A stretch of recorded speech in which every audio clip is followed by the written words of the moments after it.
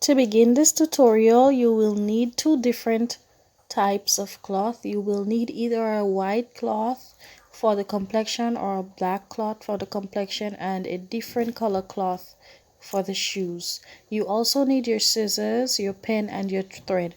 So what you need to do is lay the cloth down, open it as wide as it can be, lay the other cloth on top of it, and you need to sew them together. That is the very first step. Once you've finished doing that, you can go ahead and you double the cloth. Make sure that it is sewn properly. Double the cloth on the wrong side. For persons who's never made dolls before, you can definitely draw out the pattern on paper and then put it on top of the cloth. But for me, I will just draw everything out on the cloth.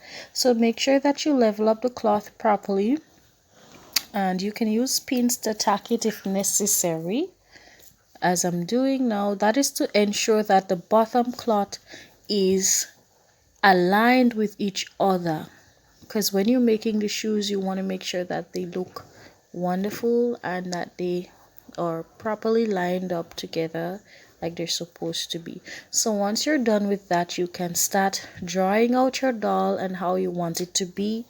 You can start from drawing out the head of the doll first and then going down to the neck. After you've done that, you can move forward to the ears and the shoulders. If you're drawing a female doll, you can also make the waist a little slimmer to show shape.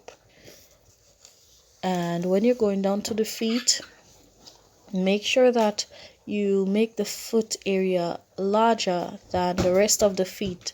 That way when you're stuffing it, it will look normal, like you have a shoes on. Don't forget to subscribe to this channel, guys, to support me, and share it with other people. Also leave a like on this video. So what I would advise you to do when you're during the neck areas, the areas where you have to make curves, like at the neck areas, under the arm, between the legs, the crotch area, make sure that you make this in a circular motion. Make it as round as possible so that when you're sewing it and you're cutting it out, it will not cause creases for your doll. As you can see, the front on the top of the head, I marked it off. That is the opening of the doll. That's where I'm going to be putting the stuffing. So I will not be sewing that area in the middle there. So once you finish sewing, you want to carefully cut that doll out. And this is how beautiful it looks. So what you have to do is turn it to the right side, and once you've done that, you need to get your stuffing and stuff inside of the doll. Once you've stuffed inside of the doll, you can just close it up by doing a hand stitch at the head where nobody can see the incisions. So this is how it looks once it has been turned. So I'm going to cut this doll, cut off the head, because as you can see, it has been sewn one side. So I'm going to cut off the head, stuff it, and then I'm going to place it on back onto the doll to make sure that the head is stable and it is straight. So for the persons who've done that correctly, you don't have to go ahead and do that step.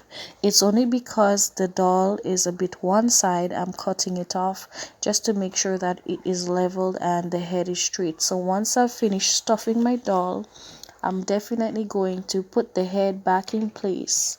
So guys, thanks so much for watching. Don't forget to subscribe, leave a like on this video, and also continue to support my channel by telling others about it. And thanks so much for your views and your likes and your subscribes. So make sure that when you're stuffing the doll, you take your time. Ensure that enough stuffing goes into the doll to make sure that it is hard. I don't know how hard you want your doll to be, but I made my doll a little soft. I didn't want it to be too hard. So this is how it looks after reattaching the head. Thanks for watching.